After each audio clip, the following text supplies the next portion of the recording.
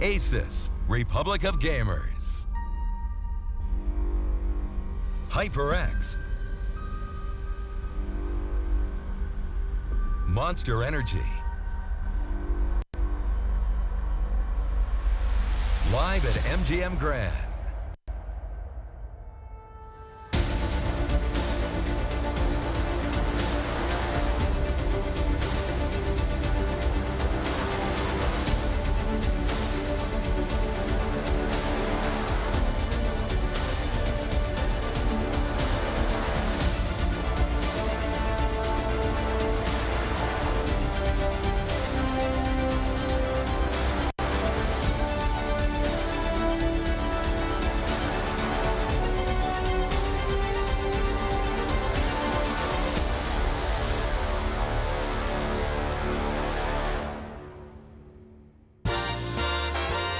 We're back, DreamHack Masters Vegas, a picturesque location for what could very well be a fantastic CSGO tournament. Already, we've started off our day with some ups and some downs. North America doing their best to surprise. Optic have already bested the Danes that was North. Misfits making Virtus Pro sweat, and we're going to see if it does continue as our day does as well. The boogieing is being done by Jason Moses O'Toole, joining Chad Birchall and Janko YNK Paunovic here on the desk. We've removed Sponge. You purged it. No, this is a PSA. You're not allowed to be called Sponge anymore. No, it's been on and off. I just don't like it when you call me Sponge A. Because I've people now... I never thought about that. People capitalize the J on its own, and it's really frustrating. You know, that's not how my name is. Yeah, it's not like that. It's Sponge A-Y. That's Sponge A-Y. Okay, well, we'll work on it. Lots of room for improvement, but yes, either way, Chad / Sponge is joining us.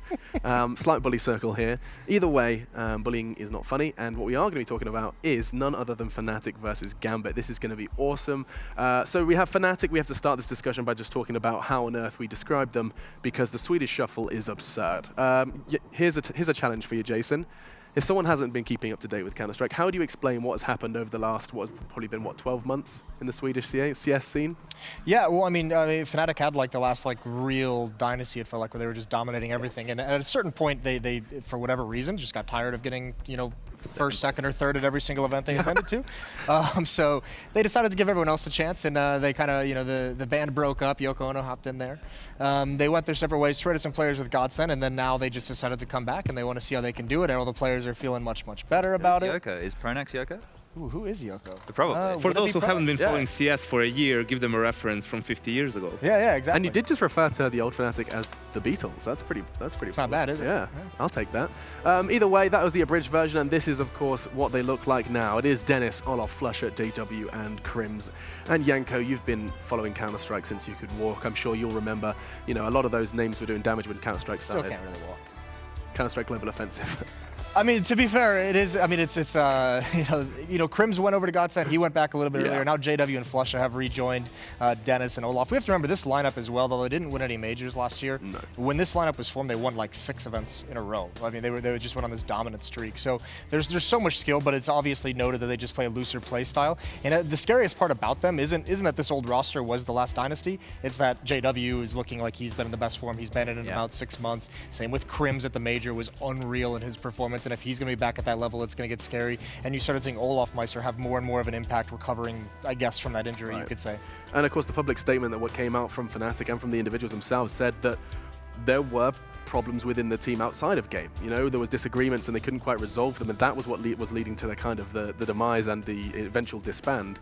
And they've put those differences aside to try and reform. Now, I mean, Chad, you were saying that the way they approach the game, perhaps in the past, is not something that can translate to success in the current meta of Counter-Strike. I don't think so. I really like strategy. These guys made Counter-Strike not so fun for me when they just decided they're going to run around and headshot everybody. It's not really... But it did work. There's no argument there. It's great. It's great when you have players that can do that. And if every team could do that, they would, right?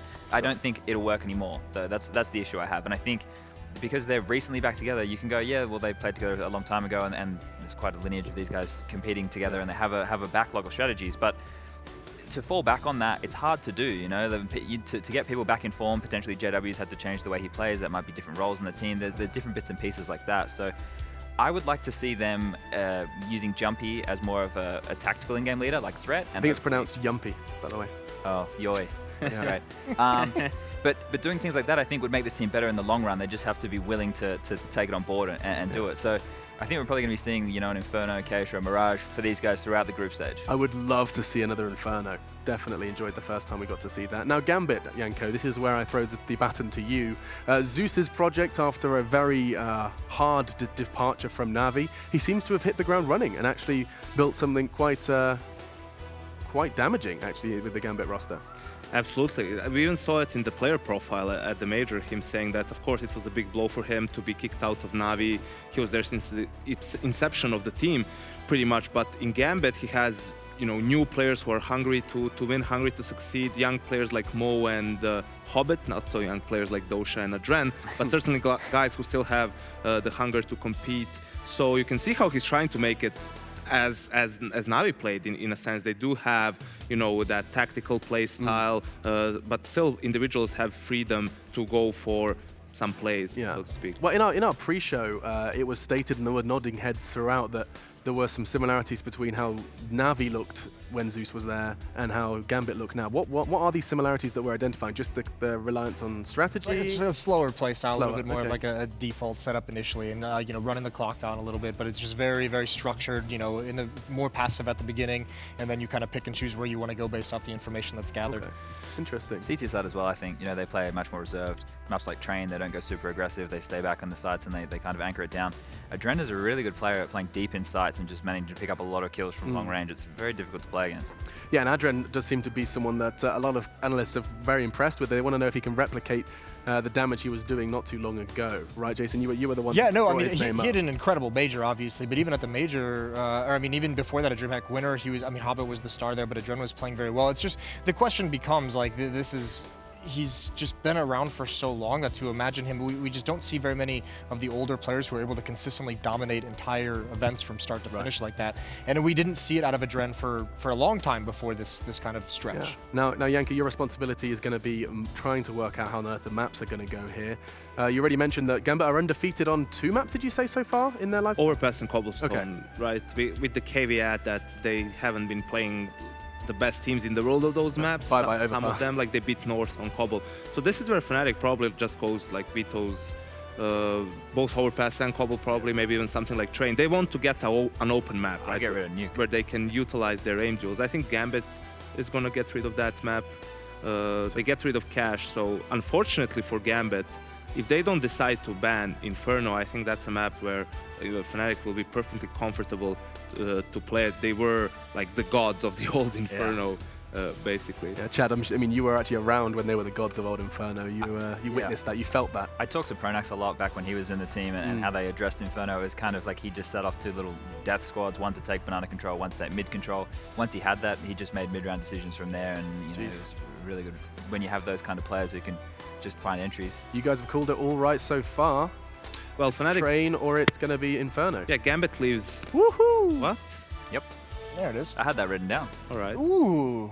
Did you actually write it down? He did, actually. He expected it. Chad Burchill. Yeah. Hooray. He didn't say it, though, so I don't think it counts. Oh, okay, so you have to say it. Yeah, so not verbally. actually having Verbally. written proof. Yeah. Yeah, okay. My bad. I'm not really sure why you would go for this. I mean, Fnatic, yes, on CT side of Train, sure, but what happens, when you need to switch? Yeah. You get all out of team mid again and hope that works, or go for some. Well, it's Inferno, BX. right? Yeah, but that's why I said, why do they I veto see. Train and leave Inferno I mean, in? it could have been a fear as well. I think Gambit did play. Did they play Godsend on Train at some? I feel like they did. I mean, you have to also remember that JW on Train with Godsend was so very good. Maybe there's a little bit of fear factor. I mean, there. you're Maybe right. That's why they go towards that. Just reminded, it was Godsend versus Gambit on Train when they got 16-3'd or something. Yeah, it was something brutal. Godsend looked great. Yep. Yeah. It just, for me, it doesn't make sense when you're the team who's been around for longer, right? And you actually have depth on the maps. Whereas this Fnatic roster are just going to be relying on individual skill. They're not going to be super strategic or anything like that. Train is a map where you're going to have the advantage just by having more strategies, right? So we're Whereas questioning Inferno, Gambit. Yeah, they should have definitely banned Inferno. Yeah, With I that agree. said, we are going to be starting to navigate towards predictions and explaining as to why. You guys can do the same. It's all over on social media. We want to know your predictions. We're going to be talking about them on stream in that post-match. So let us know, Fnatic or Gambit. Now you know the map is Inferno. Our analysts are doubting this Inferno pick from Gambit. And now We'll start with you, Yanko, on the end. It's not just like how Fnatic will play the map, it's Yeah. the fact that Navi on Inferno were notorious for having time run out. Even with the new round change, right, that happened a year and more ago, even with more time, they will still run out of time on the T side. So I think that's going to be a problem for them, especially when Fnatic goes CT, like Crimson Olaf. That's the usual story pretty much. They're just a strong CT side team all around. So because of all of this, I'm gonna go with Fnatic on this map. I think it was a mistake from Gambit to let it through. Didn't they have a notorious like B duo? Yeah, best in the world. It was, Crimson right? Olaf. It was Crimson Olaf on B, holding BCT. How many chips you throwing in there, yeah? They were changing it, but I'm gonna throw like 3 chips. 3 chips, No going problem. for Fnatic, confident. I'm going to go for Fnatic as well. I want to make it a bit more interesting. Does anybody want to like bet on the best player in the server for the game? And then we can... Oh, we're doing some side bets. Yeah, I think, you know, that's side where we bets can in chat. exchange chips a little bit easier. I think people are going to, you know, be similar picks today, at least, for teams. What, the best player in the server? Yeah. Yeah, Flasha. I'll go with Flasha, but why? Because Flasha, if he does the things he did before, like trying to get solo control of Banana ST, that's very difficult to do, and it's also very important for the team. So keep an eye out on that. Let's make it you can't pick the same player either. So first in, best dressed kind of thing. Jesus, look at He's this just guy. mixing up. To clarify, your bet was for For Fnatic. Fnatic, yeah, I'm not going to give rationale. Let's see what you got, Moses. Yeah, I'm going to go with Fnatic. I would have done it even if it wasn't Inferno, but I'll put 2 on Fnatic, and then I'll throw 1 on best player. Best player in the server is... When you're the chip leader, Yeah, obviously, Yeah, you it can do just whatever doesn't you matter. want. does it? Right, well, I'm gonna give it to Olaf, best player in the server. I'm gonna put some faith in the X-God, just for some fun. 2 chips going for Gambit. I reckon we're gonna see Dibs on Hobbit those 2 do cool chips. things. You're picking Hobbit as your player as well. I didn't have to play your Putting game. faith in the X-God and picking Hobbit to win. God damn it. Logical bets. I'll just go with Crims as the best player, Alright. and I'll put 3 on him. This is fun. Yeah. Well, goodbye, chips. No, I've got faith. I have. Gambit are going to do some damage. Fnatic are going to be a bit wobbly, even though it is Inferno, which you guys have made very, very strong case against. Inferno Gambit. is wobbly. It is. I mean, we got to see it once already. It does seem. What did we we compared it to how Nuke was played initially, right? Where I mean, Chad, you can attest to this. When a new map is introduced, even though you know it, you know how it plays. There have been enough changes to really knock your confidence on. Looks like the nades do a lot more damage now, you know. Before with the old Inferno, there was a lot of structures that would stop you taking that nade damage. It's CSGO mechanics, of course. But now I think it even opens up more chances to disrespect the CT. You get those early nades in, you do the damage, and then you're going to feel more confident going for duels because you know you've taken a bit of HP off. You're going to get that headshot straight away.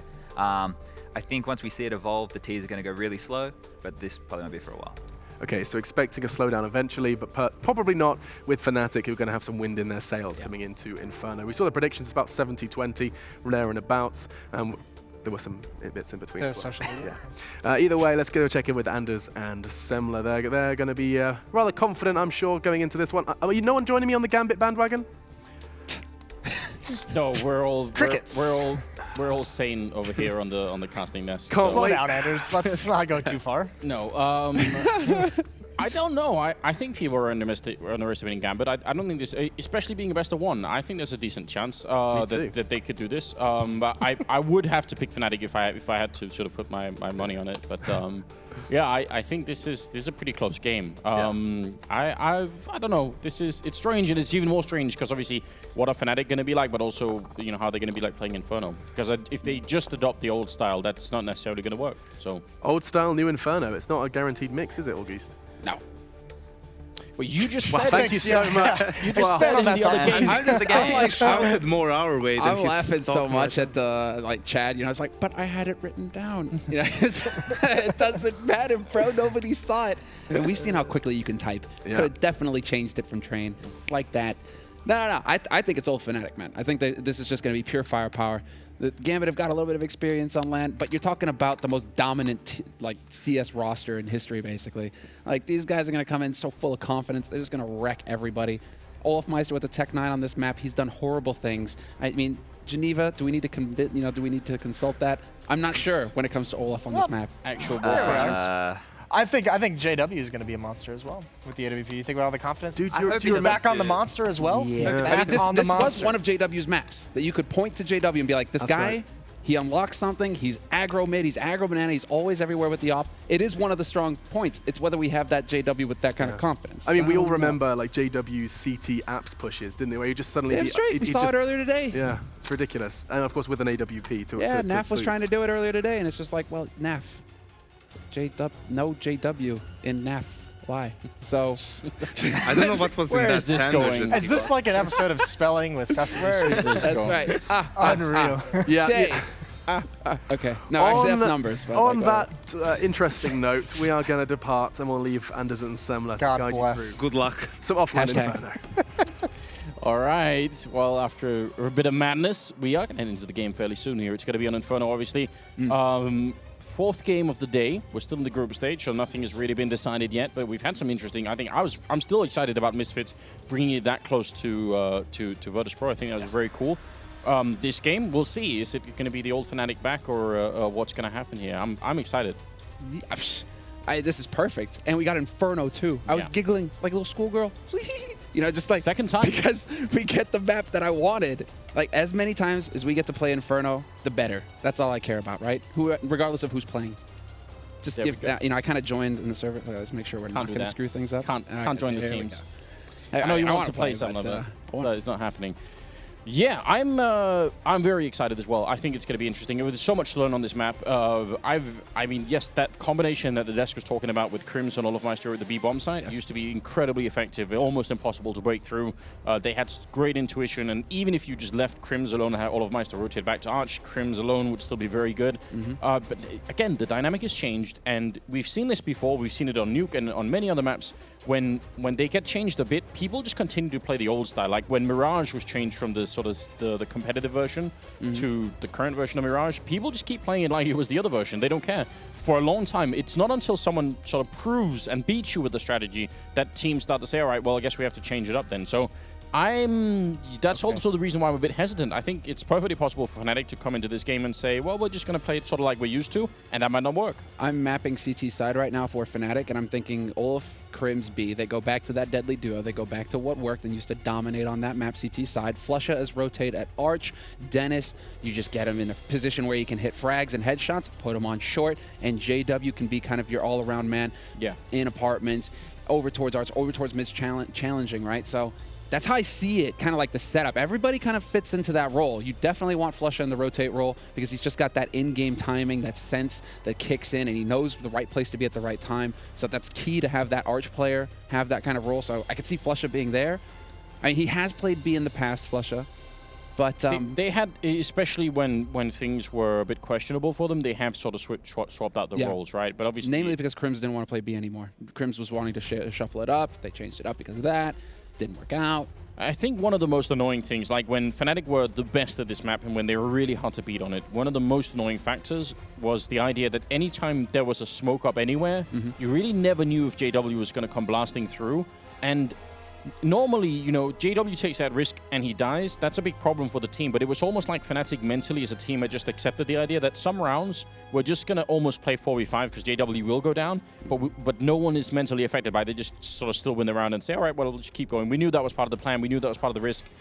He can do crazy things and then, you know, we'll adjust anyway. But I mean, we're really taking a stroll down memory lane. Yeah, like case, right. That's back to the days it's a while ago, right? Pronax early Inferno, JW balls out with the AWP every round. Yeah, but that kind of mentality, even if they can sort of revive some of that, it'd be very interesting because it's so hard to play against, you know? And that's why, for me, JW is the X factor here. Because when Fnatic were so deadly, not only did you have Olaf and Crims, but yeah, you had JW capable of going for the explosive plays, but they gave him that room, right? But it's more like he took that room because he was confident, because he was like, this is the way that I'm going to play, and we need to allow for that, and Pronax did.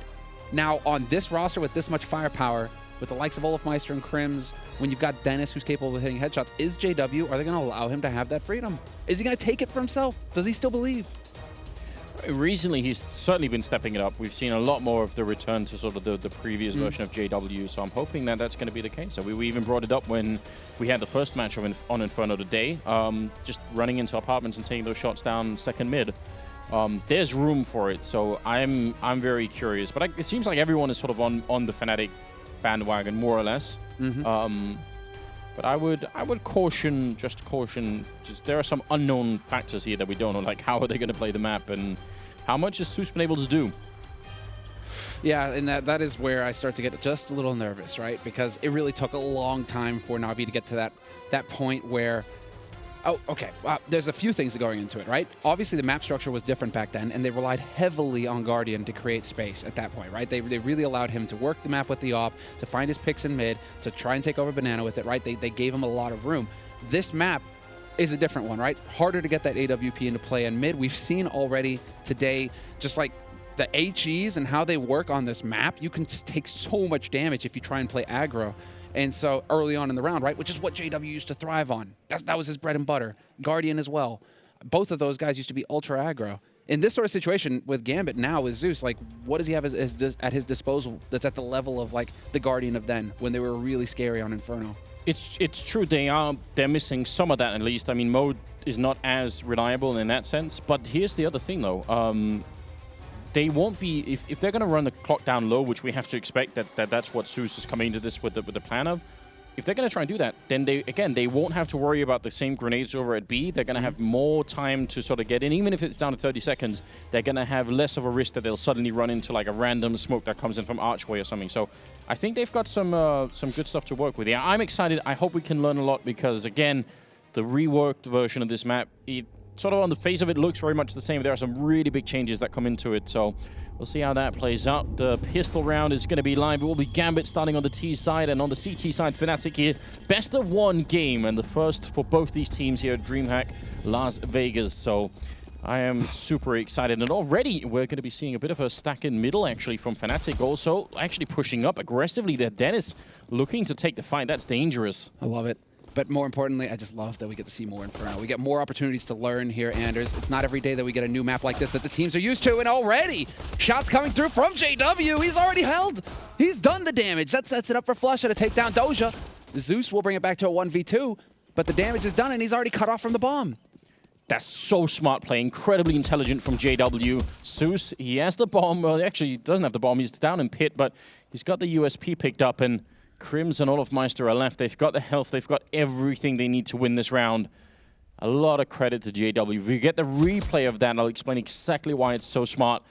Zeus just isolated in the library here, trying to see if he could do anything at all. He knows the crossfire is up. He's going to have to move in, but Olaf will take him down. Fnatic going to pick up the first round there. Very good job. So I can absolutely assure you, everything, every sort of intuition or every sort of like learned skill here for JW says fall back. You know, you have to fall back here because it's very dangerous. Like jump in pit. The fact that he goes for that fight is just so impressive. It's very hard to do. You just have to fight your own instincts to go for that. It works out so well. He decides to cheat it, right? We're talking about JW, confidence plays, right? That's pure confidence right there. That's balls. That's bravery to just stand there. Pure yoy. Pure yoy. You're right, Anders. And I am full of yoy right now, because we get more. It's Tech9s all around here, and just a couple of smoke grenades from Gambit, which I'm curious about. Have they already come up with some cool smokes that could essentially secure a bomb plant? That'd be cool. You can't plant just as far out as you used to be able to. You used to be able to actually plant slightly on the outside of the A-bomb site. That feature has been removed. You have to actually go onto the site now. So some of those forward smokes that could sometimes cheat you a planting on the A side is not quite going to be working. And over at B, I think you need more than 2 smokes now to reliably get a bomb plant in, but they're going to try anyway. Straight B rush. This is a chance. Olofmeister holding close. There's the flash. A little bit late on the peak, but he does get 1 kill. Fair trade. He will get hunted down, but Crims is still there with that P2, that P250, that UMP to hold the line, and the spacing, atrocious. Adrian way out in front, nobody there to trade. They're on the site in a 3-on-3. Crim's going to be going down. It's working out anyway. Not waiting for his teammates there. Crim's just walking in to try and take the fight early on. Dennis and Flusher are left here. 2-on-3. Gambit with a perfect second round so far. Zeus going to go for the kill on Dennis. He gets taken out, but now it's Flusher alone with a kit. That grenade landing right in his face. And how can he possibly do this? He's going to walk into a crossfire. The bomb, look at where it's planted, way out in the open. How does he do this? The pre-fire comes in. Mo going to pick up the kill. And what a beautiful round coming in from Gambit Gaming there. Absolutely love it. Now, this is very interesting. This is one of the, I think, subtle changes that people maybe haven't quite caught on to. That position from Olofmeister. Actually, I've talked to a couple of players about this already. When you get flashed in like Olofmeister did to take the peek at top banana, right, when he wants to fall back, there's no longer that little corner that you could fall into on the left-hand side. So he's just out in the open. You know, he has to get back faster than he did. And you can tell he wasn't ready for the timing. He thought he could just walk back. But I think he just couldn't make up his mind. If he was going CT or if he was going to the site, he was kind of just caught in the middle there. Because Crims was still alive CT. Oh, HE, nice. Good chase there onto Olofmeister. And Adrian is really focused actually on taking control of top banana. So this is great map control here very early on into the round for Gambit. Now that they've cleared out top banana, this gives them this option. And in the meantime, they still have a man, that's Doja, lurking over towards the apartments. Definitely not surprised to see Doja hanging out over there. That was pretty much his stomping ground back in the day on the old Inferno. And a bit of a setup up there with Dennis and JW, especially with that Max 7. So got to be careful if you're Doja and you want to try and make your way in. This mid push is definitely really well timed if they're going to try and follow through on it. Dennis with the CZ 75, he gets the 1 kill and actually spots the second player. That's not bad. And he just backs off. He's buying so much time. For the 5-7 as well, wasn't as he said. Crims will be going down next in line. It's a 4-on-4 here with 38 seconds left. JW waiting in apartments. A little bit too long range there for the Max 7. And they've lost Dennis and JW 3-on-2 here. Not at all a bad situation for Gambit. What an infuriating turn of events there for JW. He gets body blocked by that smoke as it gets chucked in. He was going for the peak, and it threw off everything. But they do find a kill. Flush with the CZ. Take down Hobbit, and now it's a 2-on-2 retake. So he's going to be hiding all the way in the corner. He doesn't have to worry about them having a Molotov, and that's obviously a pretty big deal. Just being able to hide safely back here. Zeus goes for the spray, and Flusher goes down as well. So Gambit managed to salvage the round in spite of a bit of a bumpy start to it. Leading us into the 4th round here. Yeah, this is not at all bad for Gambit. I think they've done a respectable job here. Now, I mean, they've definitely rocked Fnatic. They put him on the back foot. All that confidence that Fnatic had coming in from that pistol round, you know, you're thinking, oh, great start. Nope. Now it's going to get difficult. And, well, this is where that tactical mind of Zeus can come into play. How to put just as much pressure as possible on Fnatic. How to really turn the screws here. Because this is a full eco coming in from Fnatic. Fnatic had plans as well. One thing to note that we didn't point out is that JW played P250 in the 2nd round. He was saving for that op, Anders. That gives me hope. That gets me excited. Yeah, I would love to see that. Again, if he can find the confidence to go for some of those early fights, it's going to be exciting to watch. It used to be some of the most exciting Counter-Strike just having him on this map. And, I mean, Kenny S was another player that really did so well. It's fun to see sort of, you know, mid to close range AWPing like that. Shots do go through. In case you're wondering, those that what used to be coils up there, but are now I guess the storage for the missiles or whatever they are, the coffins. They're very easy to wallbang. You can shoot right through. I think you can even shoot through the USP. If you're holding that corner there and you're just sort of crouching, you can even wallbang that with the USP from the coffins. So it's going to be Zeus going down next, and now it is Dennis and JW. Not a lot that they can do in this position, and now Hobbit's just going to go hunting them with a Mag 10. Why not? It's not a bad idea. Make the money. Him and Adren both. I mean, that's great. You're getting those SMG kills. So far, so good. If you are Gambit, definitely. And so now, well, hold on. There's Mo. We found him. We found Mo. Zeus in the middle, definitely making the calls. Hobbit to his left. The ex-god Doja on the far left there at the end of the table, in case you're wondering. So, I mean, great. We're going to get that close-up shot, but more importantly now, we're going to get the rifles from Fnatic in the 5th round. Gambit, I'm not a huge fan of Hobbit holding on to the Mag 10, but they can kind of use him as a scout in this sort of situation. It actually just plays out perfectly for him. Olofmeister clearly still figuring out the timings for those nades. Yeah, and I think he was just, there was so much grenade sort of debris going out of there, they didn't really know what was going on, so a bit confusing. And Gambit just slowing it down. No reason not to. They've got the man lead, they've got plenty of time, and they've got Zeus as the captain, so why not just spend all the time you have? There's 2 smokes left on Fnatic at 1 minute and 10 seconds left, so just wait 30 more seconds and those smokes are probably going to be gone, and then you could do whatever you want. Well, one of them is gone already, so you're down to JW. And well, the rotation's already coming through. Flusha heading over to bolster the defense on that B site with Crims.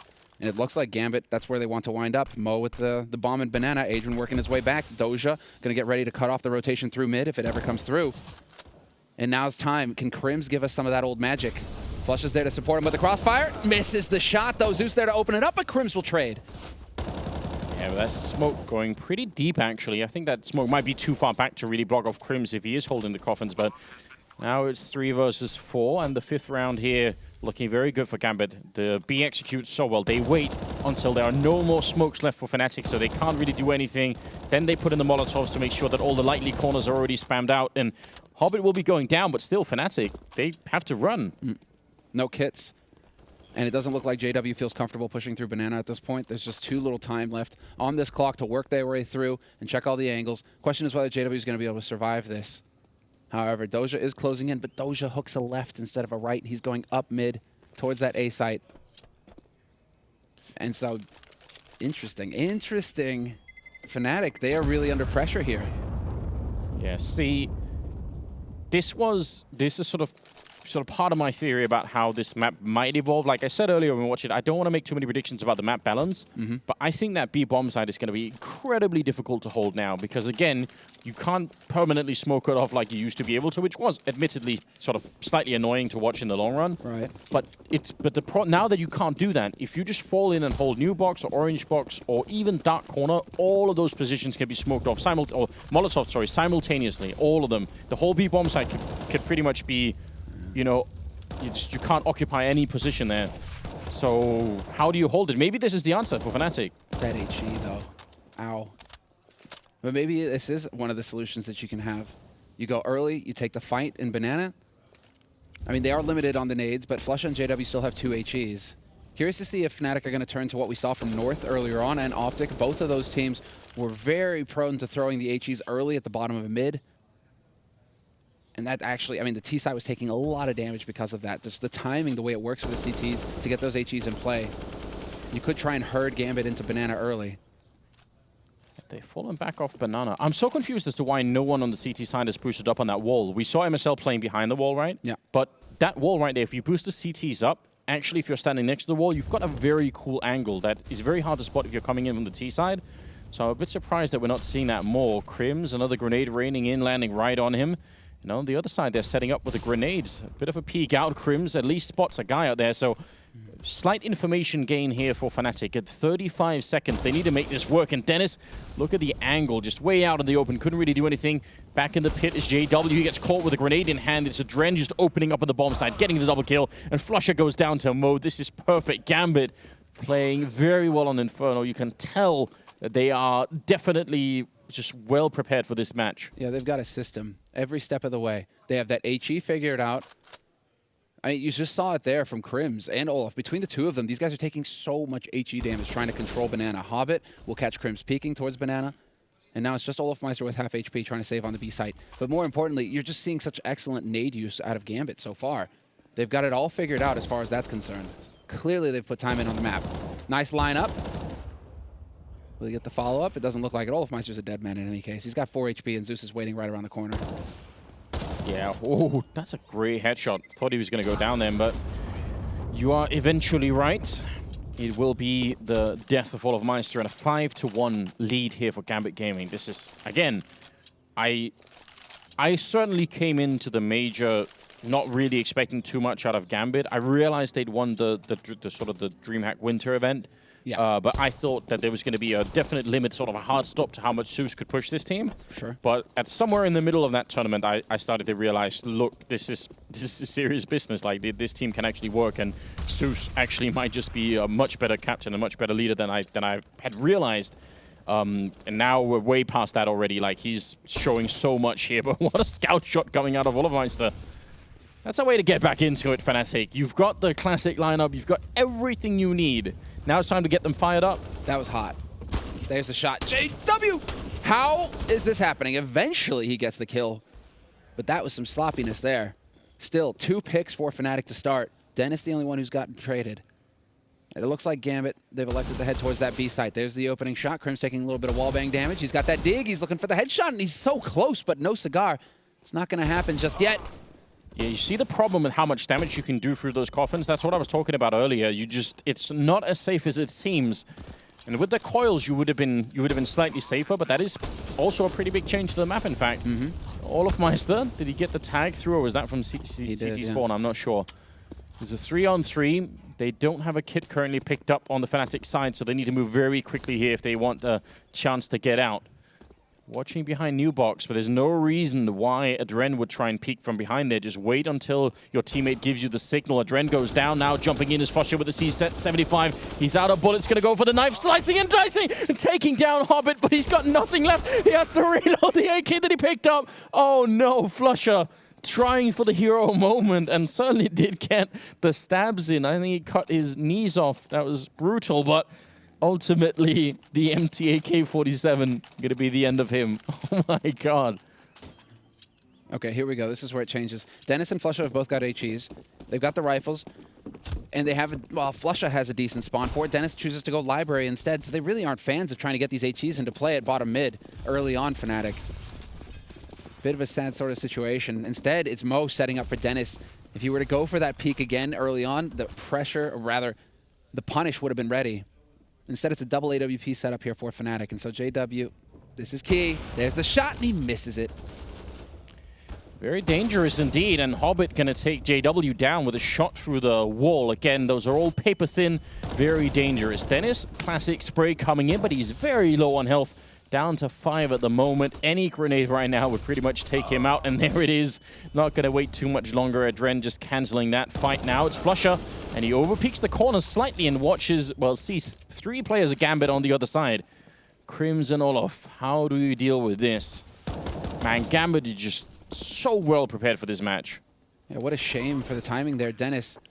It's the perfect bank flash going off of the door there on the balcony that banks right into short, but Flusha peeked into the second one that went off. Otherwise, he could have just slain 2 players who were full blind on short, and we'd be looking at a totally different round. Instead, Mo finds the pick on Olofmeister, and this was Fnatic's last gasp in the first half. We're at 6-1 T-side now. It's just soon to be 7, but more importantly, Fnatic, they invested everything in this round. They had double up. They had the nades. Nothing is working for the Swedes. No, I mean, absolutely not. And again, we have to sort of question, what is the answer? What are they going to do about it? Because right now, they really are playing Inferno like it was just the previous version, except they're losing control of B way earlier, and they're not really getting any information over at the A side either. In their way to hold B, clearly you can see with Crims trying to get behind coffins with the wall banging, right? You can see like old tendencies coming through, because Crims used to be lethal behind spools over there. Behind coils. I mean, he could do some sick damage, but maybe Fnatic, you know, they clearly are just kind of like counting on playing Inferno the old way without having really made too much of an effort. I mean, this team isn't exactly famous for its practice. You know, it's much more focused on individual play, much more focused. I mean, and that has been, even when they were the best, never a team that really focused on strats, much more on the individual level and that carrying them through and getting the work done. We might be seeing a case of that here.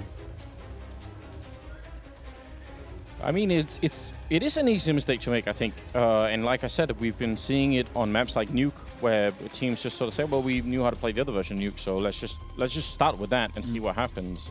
I think it's clear right now that Zeus has not done that. He's definitely done the work, and he's definitely very well prepared. Fnatic just not finding much luck at all. I really want Fnatic to get up to like a good 6 or 7 rounds here in this first half, because I want to see how Zeus deals with the CT side. You know, that would also be great intel to have if he solved the B problem, because I really do think it's a problem. Like you said, Crim's position is very hard to hold now. It can still be smoked, but even more than that, it can be much more easily wall banged. And then you don't have the backup smokes from Archway. So how do you deal with that, especially when they don't have the money? We're also, I mean, we're just seeing a lack of impact happening with that A defense right now for Fnatic as well. Dennis looking shaky. Not quite as crisp as we're used to seeing him, right? JW trying to put up a fight. He's definitely taken over that apartments, but in the last round, we saw him miss 2 shots that I don't think if he was like on point, we'd see him really miss with that AWP. Missed 2 of them. That opened up the A defense, and that allowed for Gambit to play off of it onto the A site, but right now, I'm not seeing the individual level that I would expect from Fnatic, right? That's, I think, the main gripe. With the kind of like depth there is in this roster as far as pure skill is concerned, you know, like if they're not hitting the tactics that hard, it's fine, because you could fall back on Crims or Olaf to just hard carry, beast mode these guys. Right now, we're just not seeing it. Yeah, in some sense, actually, the style of Counter-Strike that Zeus plays on the T side is so well equipped to deal with exactly the sort of team that Fnatic is, because they start off so slow and they're so ready for you to peek a corner. then, you know, a lot of that individual skill is going to be harder to put into play.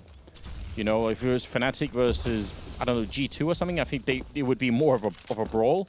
But Zeus does this thing where he sort of slows down everything down to a crawl, and it's much harder to get everyone working. It's like, look at this HE that they keep using on Crims. That's dirty.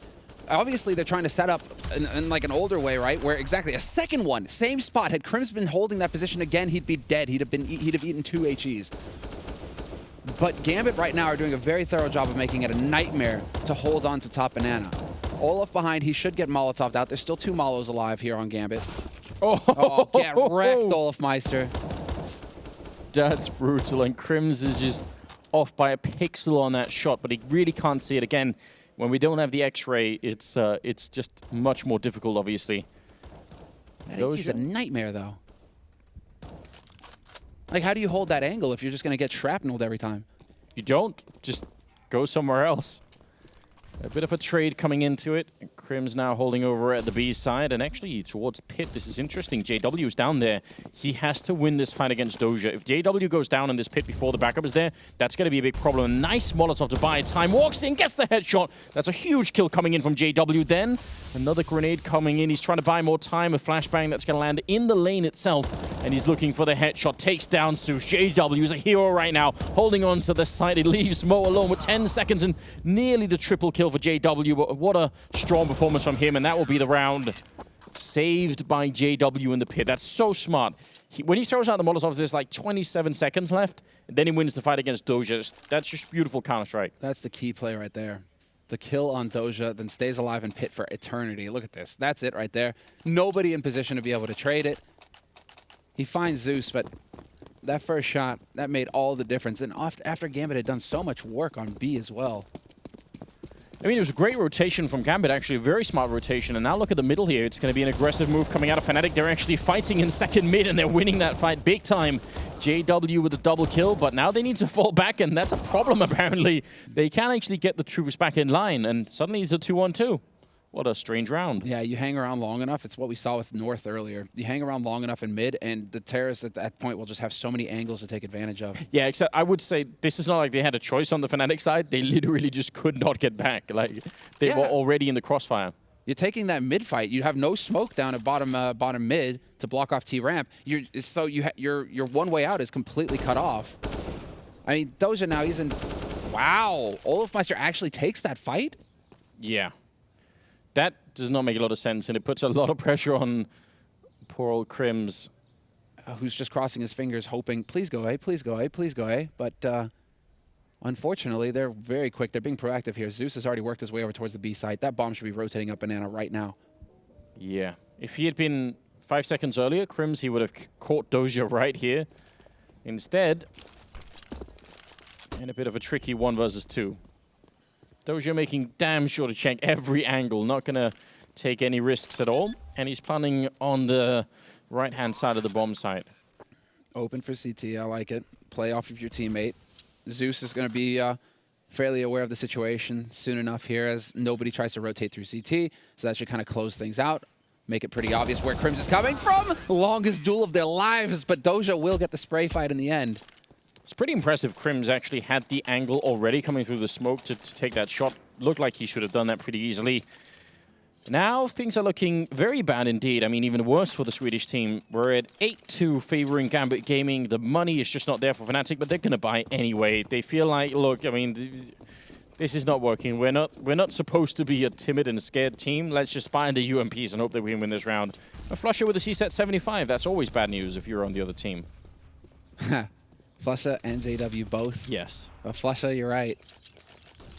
He's uncanny with the CZ. Last time he got a shank into a guy, so I mean, that still worked out. But he can definitely hit the headshots with this gun up close.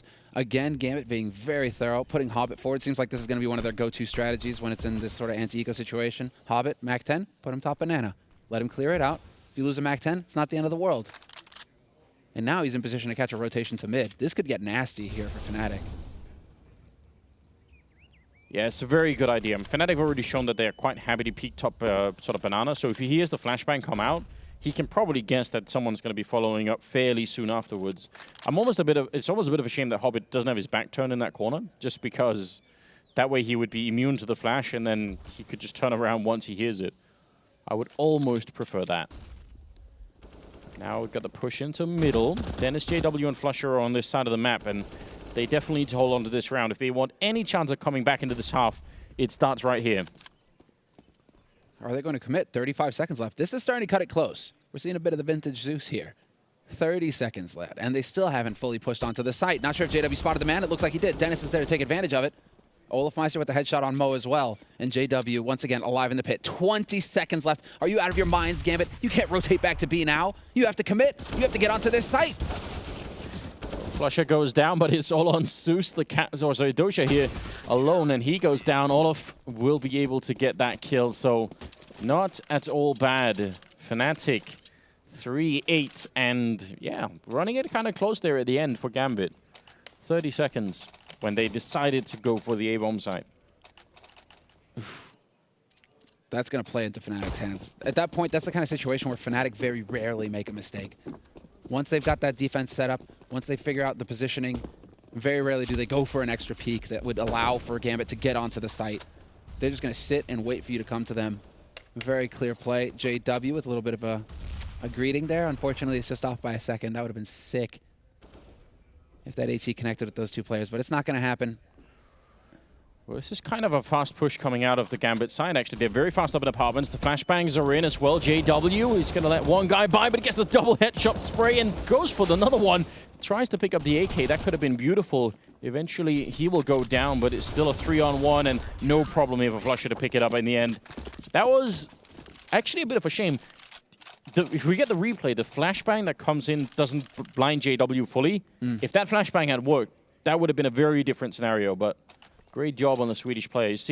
So that one should have been like a full flash. If that had happened, he probably gets none of those kills. Yeah, he's dead 100% there if it's a full flash.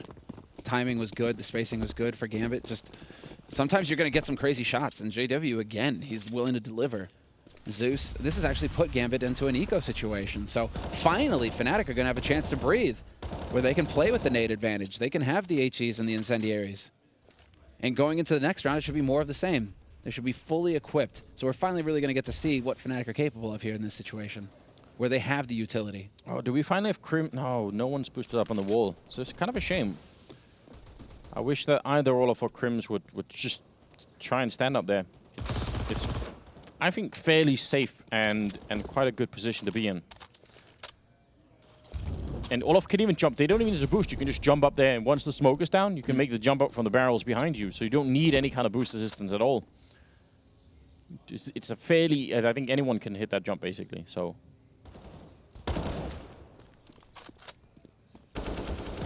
Well. Slow push onto Banana. A lot of damage already been taken. And actually, Fnatic gonna play it very defensively. I thought maybe they were gonna go for the battle of the eco frags. Not a huge fan of having Crims hold close like this versus Tech9s. He gets 2 kills, but that still could have been just a much more one-sided sort of fight. Instead, Fnatic will be able to hit the shots in the end. But it's very likely that Gambit are able to trade 1-for-1 in that sort of scenario up close with Tech9s versus a rifle like that. And then it gets dicey for Olafmeister. But individual play, once again, kind of saving Fnatic's bacon. Doja looking to catch the kill, not going to get it. JW will find him in the end. And so the anti-eco, it goes onto B site, doesn't really work out. And now we get to see what happens. You know what Gambit else going for the full buy. I think it's kind of encouraging from Gambit's point of view, and apart from the fact that they've got 8 rounds on the T side, which is cool. Adrena's at the bottom of the scoreboard. He's got 7 kills, and then it's Dozier at top with 12, 10 on Hobbit, 10 on Zeus. That's very interesting because of the major tournament, it was obviously Adren just having, like, I don't know, every game was just the game of his life, it seemed like. He was so good at the major. It's very important that he's not the only, that they have to rely on him every single game to, you know, just have the best game of his life. That's too much to expect. This team, it still seems to be working even if they're not having that. What is going on? Just don't even know. I just don't even know. I'm just a little at a loss there. I think the oxygen here at the casino just got to Olafmeister's head, and he just thought, you know, I can feel it. I'm in the moment. Yeah, that was an inspired play. Maybe some misinformation given by his teammates in top mid. Can you be high on oxygen? Because I think That may be the answer. That just looked incredibly insane. Crims, can he get the perfect lineup? They put up the smoke, so first kill he can see, the next is just all blind spray. And a good return from Mo here. Not quite sure what that was about. I mean, just seemed a bit too crazy. Yeah, maybe, I mean, the only reason I can think that Olaf would do that is because they just misread the situation and thought that Gambit had gone for a half buy or something. Not fully bought up, and I guess you charge down, but then charging down, keeping the op instead of staying on your Tech 9, hey, it's just Olaf. Yeah, and then, I mean, it's also if you really wanted to push aggressive, why not walk? Like, the fact that you're running just tells everyone, all right, someone's coming up. That's got to be some misinformation. That's got to be somebody in mid or apartments calling, like, I heard footsteps or something, right? And so he's trying to go for the inspired play there. It didn't work out for him, and it ends up costing Fnatic big. You lose JW as a consequence of that kind of aggression at bottom banana. And Gambit just aren't going to give up on that kind of advantage. Okay, so let's see. What's the positioning here? Nobody's even in mid, so this is just Olaf just going for some mad play, and then Zeus point blanks him with the Tech 9 to the face. I'm absolutely stunned. Don't ever do that, please. Especially if you're on my team in matchmaking, please. Hey, you know what? How? It's a good grenade, but Flusher following up with the UMP double headshot there, taking down Hobbit and Dren both. That's not at all bad. 5 versus 3. Last round of the half here, and Fnatic desperately need it. Looks like they're going to get it. Crims pushing in as well to take down Stu. So finally something's working here for the Fnatic team. Very tough first half for them, but maybe they could stabilize it still. If only JW could find a gun.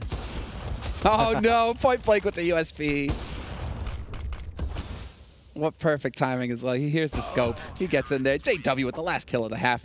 6-9.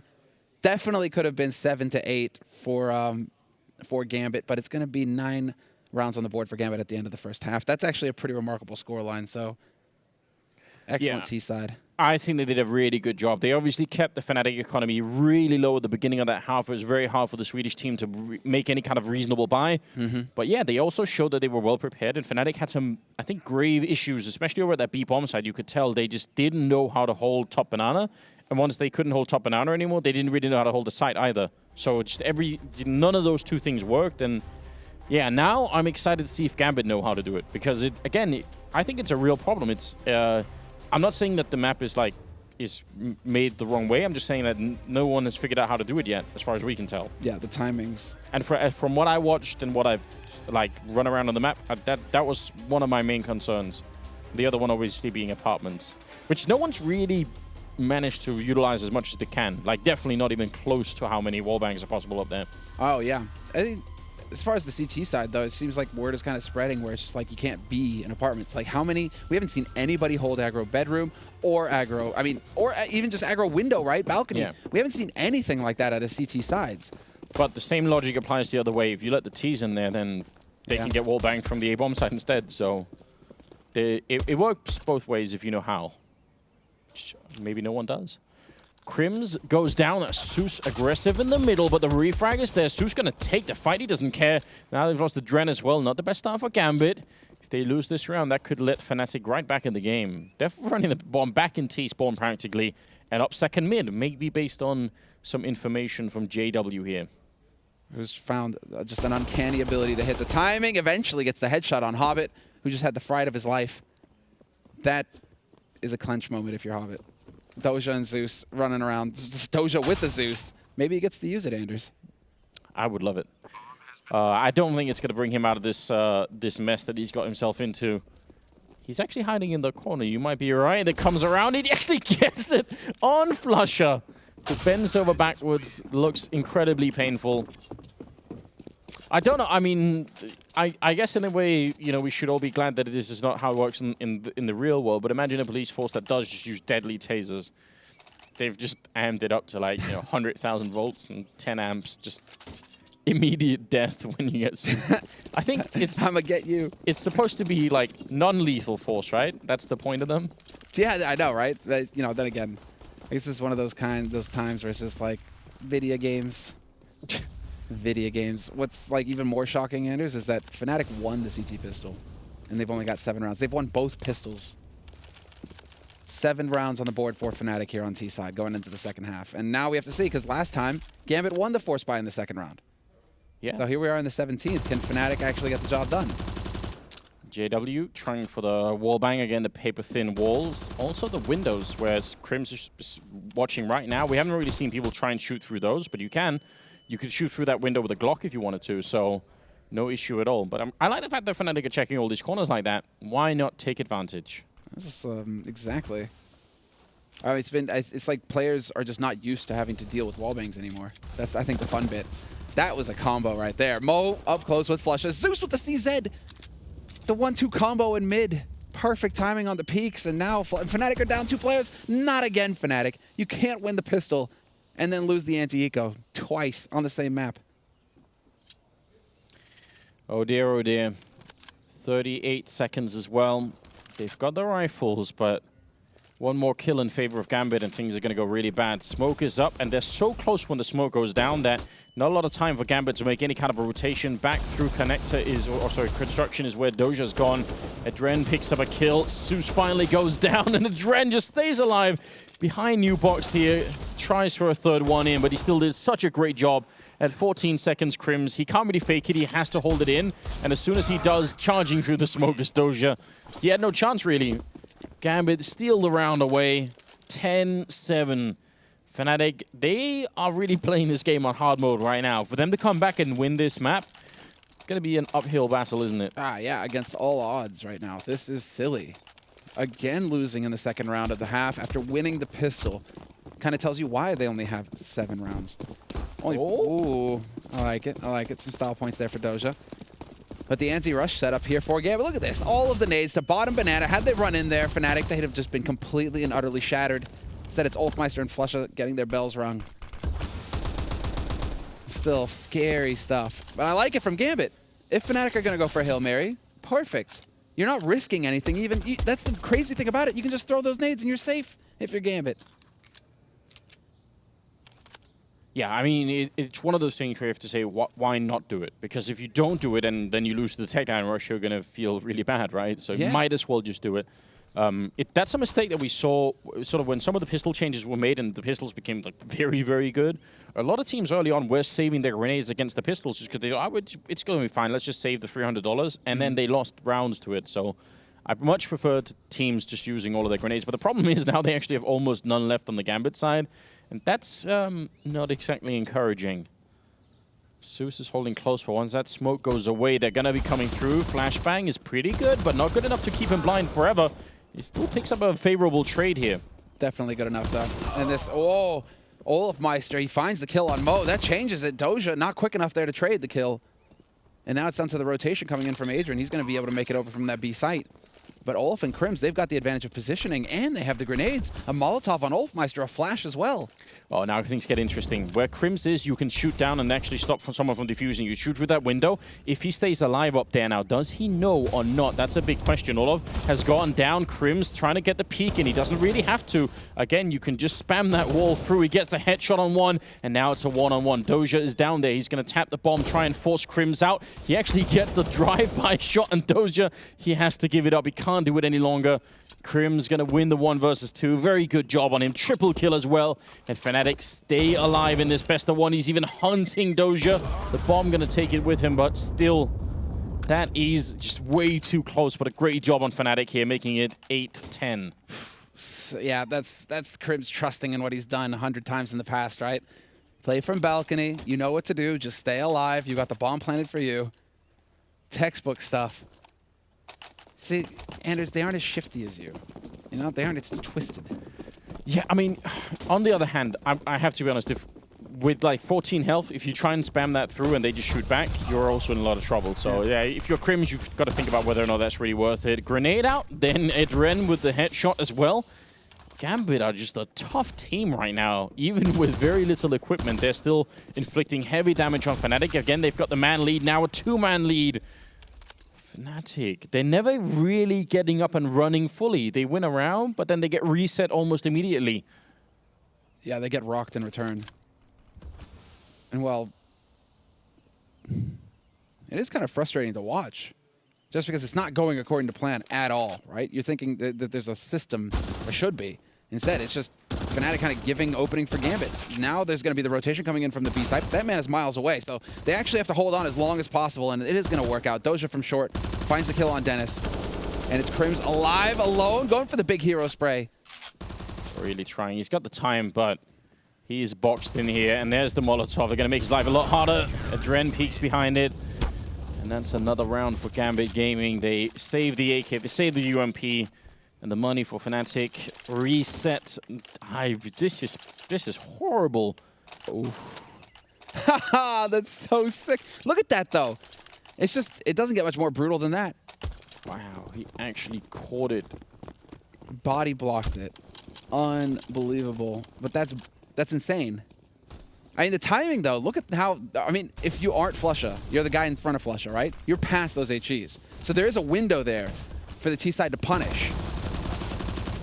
Or just die in droves. Mo with the double spray on Crimson JW. Okay, then. This is another force buy from Fnatic. Have to be clear. I like the rush into Arch. That's actually a pretty cool idea, but because they don't get the better trade and they've lost a lot of health on all of them, might not work out in the end. Flusha, the last one, up in apartments, having a look around, see if he could find anyone. Trying to make the old Fnatic work. Let's just YOLO rush everywhere and take the duels. Flusha finds the spray on Hobbit, but he takes way too much damage in the process, and so now the odds, they're pretty steep against him. I mean, the thing that works against that philosophy for that Fnatic team is that even though it hasn't really been that much time since this team actually worked and were like the best in the world and just had the most amazing run, the average skill of like all of the, should we say, not the top tier players on each team, but just like the middle of the pack players and all the other teams has gone up, quite a bit. There are some of these fights that I think Fnatic are going to have a harder time winning that they did in the past. Sponge was skeptical about this team winning as well. Just didn't seem like he was completely convinced, but it's still fairly early days. It's still best of ones. I wouldn't judge this team just based on these best of one games, but certainly they're having a hard time against Gambit. Yeah, they're struggling right now versus the system that Zeus has set up, and we were questioning whether Zeus would have the firepower as well.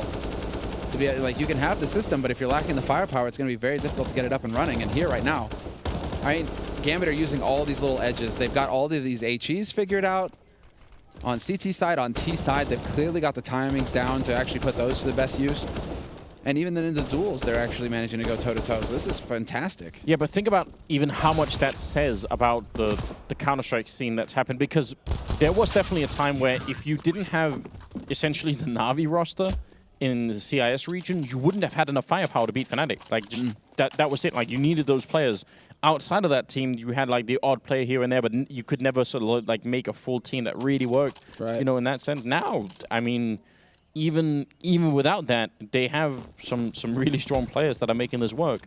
19 kills right now on Doja, 16 on Zeus, and then 15, 15, 14. This whole team is just working so well right now. 3 rounds away from taking out Fnatic here.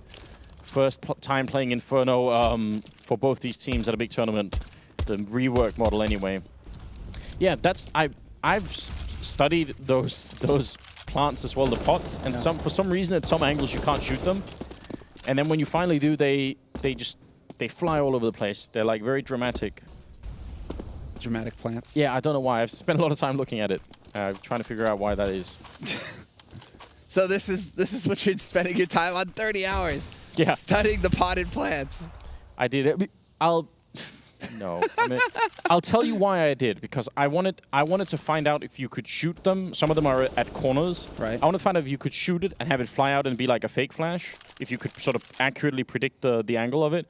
But it's really hard to do. But I tried. I tried my very best. About like a God mode angle. If you're boosting somebody up there behind the potted plant and you just can't shoot the potted plant, is whatever's behind the potted plant getting shot as well? Or is there like some kind of God angle there that you could actually be invincible in? I have tested this and no, you will get shot behind it. Okay. But there are other ways to use plants in this map that I won't reveal just yet. But there are other tricks you can do with the potted plants. So keep that in mind.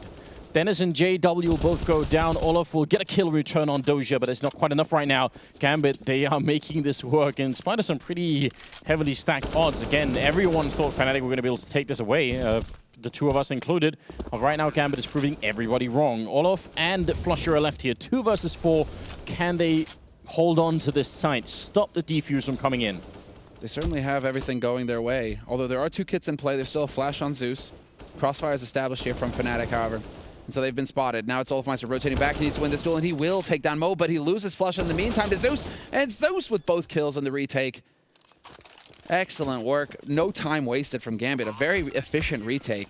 Everybody moving in as a unit. They had 1 man on an extremity towards construction, but then the 3-man death squad just moves straight up onto the side. I really like that from Gambit. A great call on the snap decision as well. Like on the fly call as to how you want to get that retake going. I like it. 14-8, and the 23rd round coming into it here. It's just looking great for the Gambit team. And again, you pointed this out, Fnatic, they managed to win both the pistol rounds, and both times they got reset right afterwards. Like, Gambit just have everything going their way at the moment. Yeah, there's a clear, I mean, this is real. What is this? Mo just completely blanking out, not spotting Flusha there. That's a free kill. Adrian hoping to get lucky through the smoke, but it's not going to happen towards Banana. But Gambit really do seem to have just more depth on the map. The preparation is there from Gambit. It's just unfortunate that this round Mo just happens to be blind. Yeah, he just wasn't expecting that. Mentally, you could sort of tell that he wasn't ready. Su's going to make sure no one steals the AWP. That's pretty smart. Falling all the way back. And actually, even better, he can take a shot there and swap out for the M4 and continue to shoot. So not all bad. Looks like it's going to be a pop flash or maybe just a grenade, actually. The smoke block off archway. I can leave a huge gap there, so definitely not that well thought out. And Su's going to take advantage. Swaps out for the AK-47. Can he get the next kill in line here? 40 seconds left in a 4-on-4. Fnatic, if they want any chance of a comeback, now is the time. They are really near the end here. That's where you see the difference. Why is that smoke imperfect? Why is it a missed smoke when it looked like it was a setup one? Dennis will find one, but Zeus is there instantly to trade. Good teamwork there from Gambit to work that out. But still, this is going to be difficult for Doja. Although, as I say that, he murders 2 people. No, not going to. Yes, he does get the second and the third. Doja, what a monster. Holds onto that B side, makes it look easy. And there's match point for Gambit, 15-8.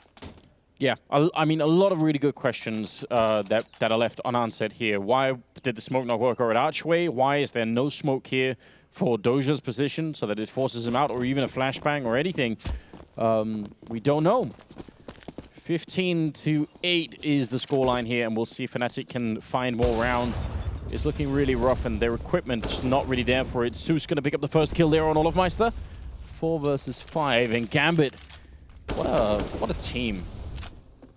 Yeah, this is sexy stuff. Mo with the wallbang shot on JW does not miss. And he's even willing to go for more. All right, Mo, let's not get ahead of ourselves, but I guess it doesn't matter. He's going to win the duel versus Dennis. Hunting still. He's going to get caught, though, but that sets it up for Zeus to get the flank. And there it is, Hobbit getting last kill of the map. It's 16-8 in favor of Gambit Gaming. Terrific form coming into this tournament, it seems. Definitely well prepared. They did their homework. Top fragging at the end of it is Zeus and Doja, both with 22 kills. Just absolutely impressive, absolutely well done. And just, again, more evidence that you can't underestimate this team. Ever since the major and through that tournament, I feel like they proved that they really are an impressive team and that they've got what it takes. I mean, yes, not to burst your bubble though, Anders, but like, yes, and then it just seems to me like Fnatic, I was expecting more from them, like some kind of preparation, something going into this map, but it looked like they were trying to rely on what worked in the past, and so much has changed since then, and these guys just don't have that individual level. Yeah, but I think that's a predictable and somewhat almost classic mistake from top teams. Or from Fnatic. Yeah, but I think other teams do this too. Like I said, even on Nuke, people forget about the changes that have been made. The rafters on Nuke that go all the way around, like they get used every once in a while, but nothing like they will be in 6 months. I can almost guarantee that. And Gambit obviously way better prepared on Inferno. Yeah, I'm impressed. No, exactly. I mean, the HEs, every level, and we didn't really see much adaptation, it felt like, from Fnatic. You know, going back to what we saw earlier, I mean, to start the day off, North and Optic on Inferno, there was a lot of on-the-fly adaptation there. I mean, basically you could see that both teams had pracked on the map, but they were obviously trying to make adjustments as they went. Didn't really see too much of that from Fnatic apart from missed smokes. Yeah. So Fnatic, time to step up. It is. Obviously, it's not the last chance they had. We're playing the GSL type format, so you know they can only lose one more map in the group stage here. Exactly. But, two losses, you're going home. That's exactly it. It is. Oh, luckily, the last game, the deciding game you're going to play, if you sort of lose one, win one, and then the next one, it's going to be a best of 3. So the sort of the deciding at the end is a best of 3. So that's I think really good. I like that format. Yeah, it's still the like, yeah, 2 losses and you're out, and Fnatic, all eyes on Fnatic. And while they still have a chance, they're going up against Misfits. But if we see this level of Fnatic versus the level of Misfits that we saw that faced off against Virtus Pro in the map before this on Cobble, where Misfits really made Virtus Pro work for it, I mean, I'd be legitimately worried for Fnatic at this point. And you know Sean is just going to already be at his laptop typing in stuff and looking up exactly how to beat Fnatic. I mean, this is the thing, like, this Fnatic lineup, I think there are some teams, if they played, sort of, like, again, I think if they played a G2 or something like that also has an incredible amount of firepower, then you could get like an incredible match. Obviously, they're not at the tournament, but just in general speaking, right? But some teams, if you end up playing them and you know, if you're playing a Sush, if you're playing a Sean Gale or something, that they're going to be a bit slow. It's going to be harder to put that sort of superstar talent into play because that's what they want. They want you to come and fight. They're just waiting for that for a long time. And Fnatic gave them that early on. They said, yeah, we'll go for the fights around the corner. And even though you look at the Gambit roster, you think, oh, yeah, do they have like the best players in the CIS region? Probably not. But it doesn't matter. They're good enough to win those fights. But yeah, now this just speaks, like everything speaks to just a complete and utter lack of preparation on Fnatic's part. Like, I'm just replaying those early B encounters with Olofmeister and Crims. Olofmeister repeatedly getting caught, repeatedly taking damage from HEs, from nades, from Molotovs. Crims, same thing. I mean, it's just those little details. The fact that Gambit took the time to figure out all of the HEs. They knew exactly where to put them to just do maximum damage to that B defense if you were trying to be aggro. Yeah, I mean, it's interesting. It's 2 times we've seen Inferno so far, and I look forward to seeing more of it. We are ready with Smix over at the interview desk, so please, Smix, tell us what's up.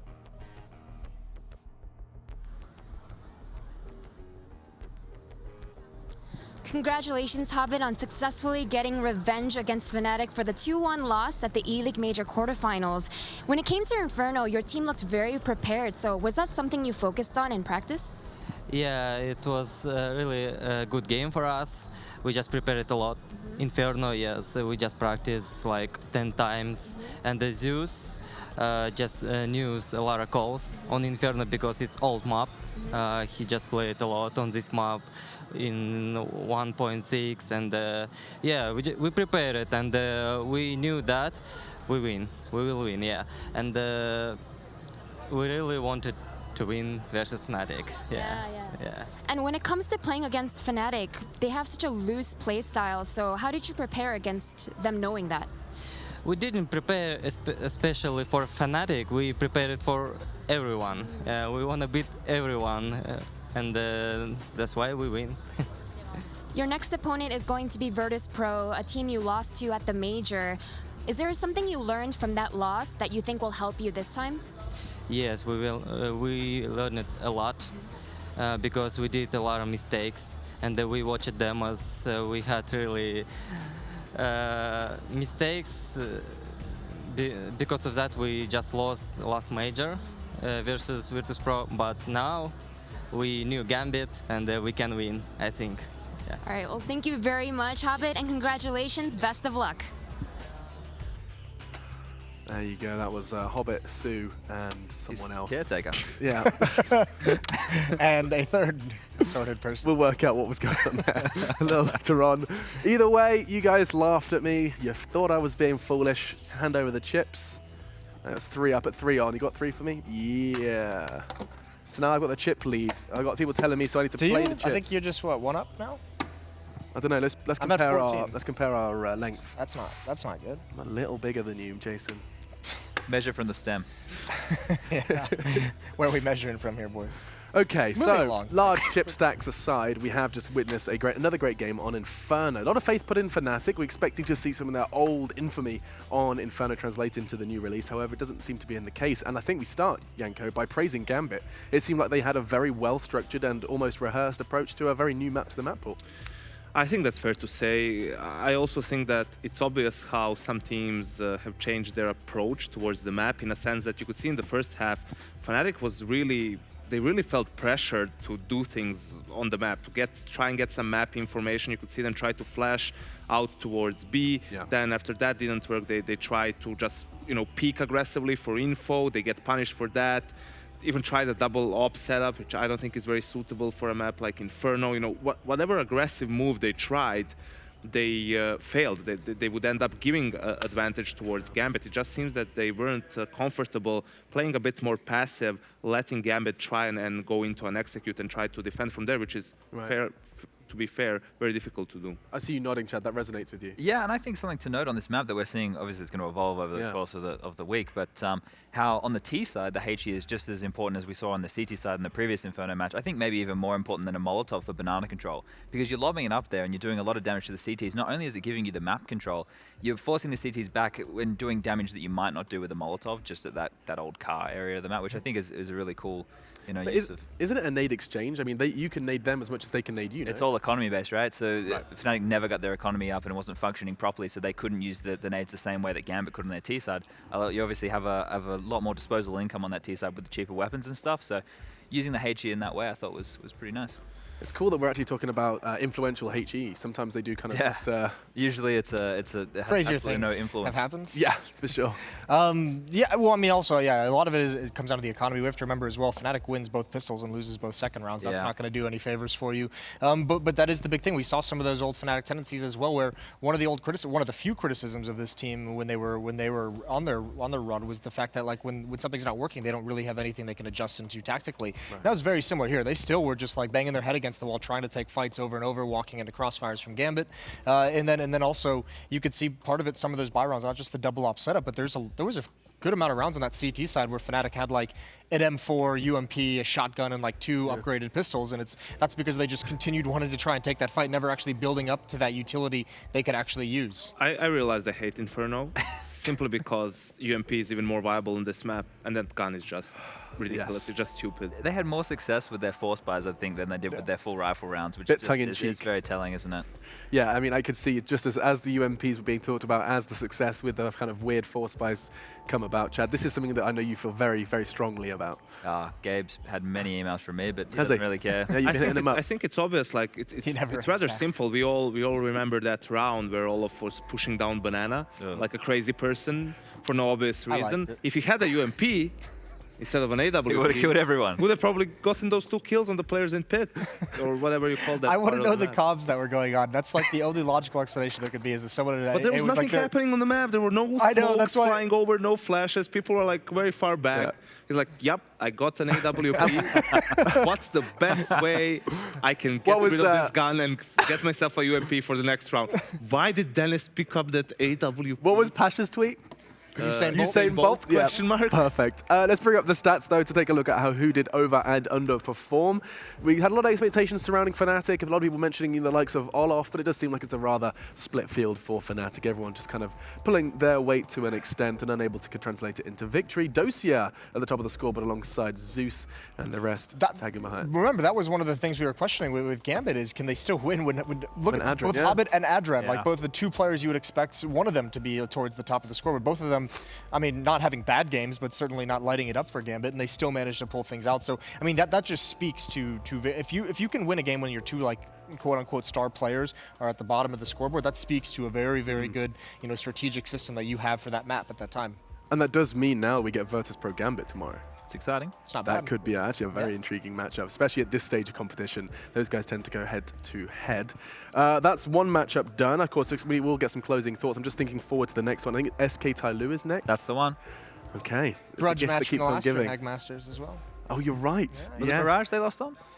Yeah, they did lose. I think they played a BO3, didn't they? It was Mirage they lost. I can't remember the other map. Because Tyloo beat them twice. It was a best of 1 and a best of 3. But that was also the match that knocked SK out completely. Awesome. Okay, well, there you go. The scene is set. You can see SK Tyloo is coming up next.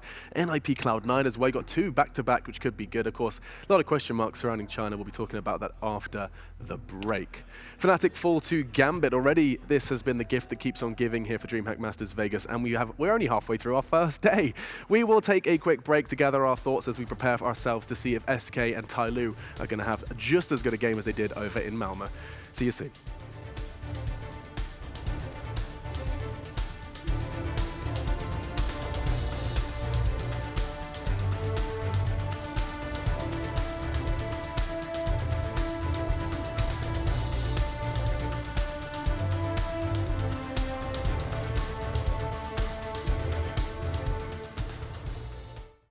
Later on DreamHack Masters.